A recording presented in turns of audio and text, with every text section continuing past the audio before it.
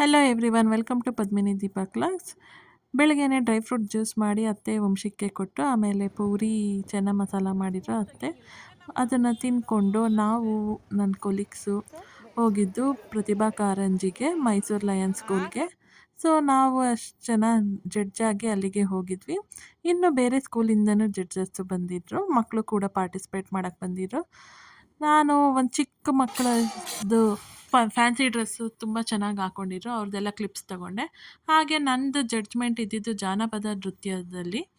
So ಜಾನಪದ ನೃತ್ಯ ಎಲ್ಲ ಮುಗಿದು ನಾವು ಇನ್ನೊಬ್ಬರು ನನ್ನ ಜೊತೆಗೆ ಜಡ್ಜಾಗಿ ಬೇರೆ ಸ್ಕೂಲಿಂದ ಬಂದಿರೋ ಇಬ್ಬರು ಡಿಸೈಡ್ ಮಾಡಿ ಯಾರಿಗೆ ಫಸ್ಟ್ ಸೆಕೆಂಡ್ ಅಂತ ಡಿಸೈಡ್ ಮಾಡಿ ಅಲ್ಲಿ ಪ್ರೈಸ್ ಅನೌನ್ಸ್ ಮಾಡಿಬಿಟ್ಟು ಅದೆಲ್ಲ ಮುಗಿದ್ಮೇಲೆ ಅಲ್ಲೇ ಊಟ ಆಯಿತು. ಊಟ ಮುಗಿಸ್ಕೊಂಡು ನಾವು ನೇರವಾಗಿ ನಮ್ಮ ಮನೆಗೆ ಬಂದ್ವಿ.